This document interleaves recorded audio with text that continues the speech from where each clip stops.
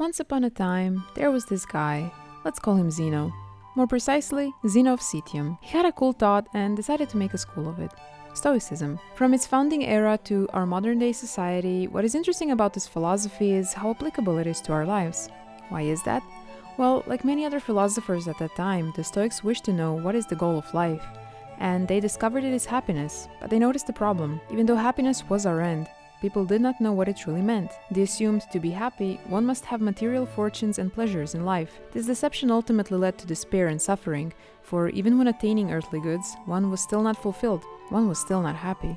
The Stoics took it upon them to enlighten us. They concluded that to be happy, one must live life in agreement with nature. How does one do that? By living in agreement with oneself. And how does one do that? By living a virtuous life. Virtue, as defined by Wikipedia, yes, I'll quote Wikipedia, is a trait of excellence, including traits that may be moral, social, or intellectual. In philosophy, it is the highest form humans can live by. Virtue ensures not only the fulfillment of human nature, but the divine one as well. In Stoic philosophy, virtue is separated into four main categories. Wisdom, the constantly expanding knowledge we need. Courage, the way we face difficult situations. Temperance, being moderate in things we do.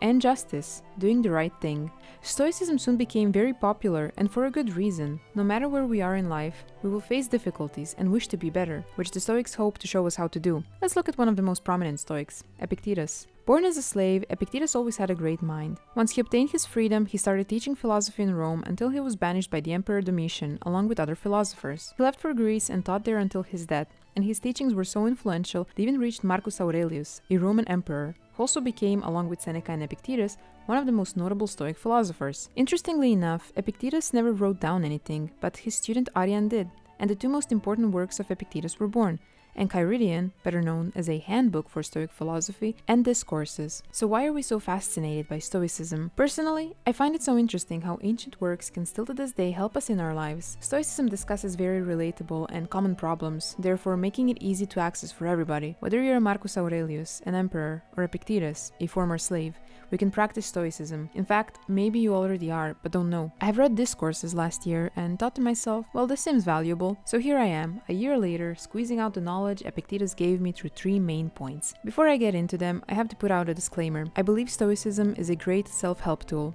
but also needs to be taken with a grain of salt. This video serves as an overview of some practices given to us by this school of thought, but as with every philosophy, you have to see how applicable it is to you. The best way to learn about Stoicism, or any other philosophy for that matter, is to read books made by philosophers and see for yourself whether you agree or disagree with their statements. Stoics talk a lot about accepting the externals and not being affected by them, but also in the real world, the externals can heavily affect us, and in those moments, hearing a philosopher tell you, oh, but this shouldn't make you feel this way or that, can be more hurtful than helpful. If you are in pain, don't deny yourself the right to feel what you feel. In a way, that would also go against Stoic teachings, trying to go against what is real. With this being said, here are the three things I learned from Epictetus. Number 1. Our own judgments distract us. How many times have we been stuck in an annoying situation where something just isn't the way we want it to be? Whether we're stuck in traffic or we missed an important phone call, most of the time we get frustrated and ask ourselves, why me? Here's what Epictetus has to say about it. We should strive to pursue self-improvement and to live a more virtuous life. And one of the things that distract us the most from that goal is the judgments we make. It is not the situation that is an issue, but the judgment we form about it. One of the most important things to take away from any Stoic teachings is that we do not control external events. We can only control how we react to them. And the anxiety that forms around the problem is sometimes far greater than the problem might be. It is not death or hardship that is a fearful thing,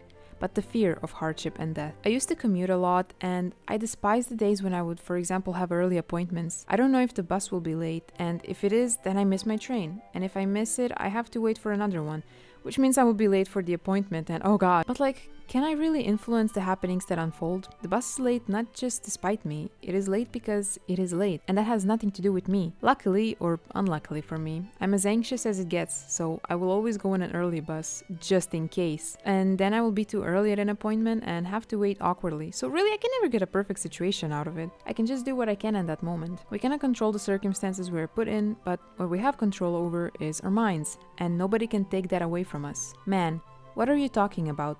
Mean chains? You may fetter my leg, but my will, not even Zeus himself can overpower. We don't have control over the things around us. We also don't have control over our physical selves sometimes. Our health might be deteriorating right now, and we can't just say, "Ayo, stop being sick." Sickness is a problem for the body, not the mind. unless the mind decides that it is a problem. What we can do is prepare ourselves as much as we can, but after that, it is not up to us. And that is how it should be, because honestly, what good would it be to control everything around us? I can't even schedule my day without a headache from all the things I must do. We're the sole actors in our lives. Everything that happens in real life is processed through our judgments. So by making our thoughts a more friendly environment where we open-mindedly approach a situation, we immediately make it easier to go through difficult days. Number 2. Act virtuous for your own sake. To follow up on the first point, the Stoics heavily believed in choice. Wow. As in, we have a choice to choose our actions and reactions. A virtuous life requires justice, or acting right, and not just in big moments. The devil lies in the details. The way we act in small moments is what will ultimately influence how we deal with bigger, more difficult circumstances. We may be in situations that inconvenience us, or rather somebody else does so. It is so easy at that moment to act out on impulse, but what the Stoics would argue for is to act right, okay? And by that they mean to follow a moral purpose. And not just for anybody's sake, but for the sake of the moral purpose. Good man does nothing for the sake of appearances, but only for the sake of having acted right. All four virtues need one another to attain it eventually. Justice is accomplished by gaining wisdom, which helps us be more courageous and moderate. Moreover, we may not know how our actions will influence us in the future, which tends to bother us occasionally, and the truth is, we don't have to. What we should strive for is to act for the common good in the present moment, because we can only know what the present offers. And lastly, number 3.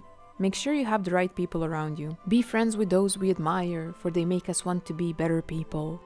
There is probably a quote somewhere along those lines made by some Stoic. Friends surround us in every part of our lives, so it is not surprising it matters who we have by our side. What Epictetus warns us about is to beware of social intercourses to not become like the other person. You probably heard of the term echo chamber, which is a closed-off environment where people only reinforce pre-existing beliefs. Looking at it from the wisdom side of virtue, we cannot gain any knowledge by repeating what we think is right, and it's easier to understand that if we stand outside of the echo chamber. For that, we need people in our lives that encourage us to become our better selves, and vice versa. We are influenced by those around us, and that shouldn't be a bad thing, especially if they help us act right. You should be especially careful when associating with one of your former friends or acquaintances, not to sink to their level.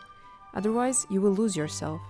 If you're troubled by the idea that he'll think I'm boring and won't treat me the way he used to, remember that everything comes at a price. It isn't possible to change your behavior and still be the same person you were before. So yeah, make sure to have some nice people around. Sometimes we don't choose who we are with, for example, our school or work colleagues, but by being aware of what and to whom we give our attention, we can see better what is good for us. And that's it, my 3 main takeaways from Epictetus. There's a lot I didn't mention, but then again, if I were to go in depth about Stoicism, we would be here for a while. I definitely wish to do so one day. Anyway, I hope you enjoyed this video. I would like to hear your thoughts on this, and until next time, have a great day. Bye bye!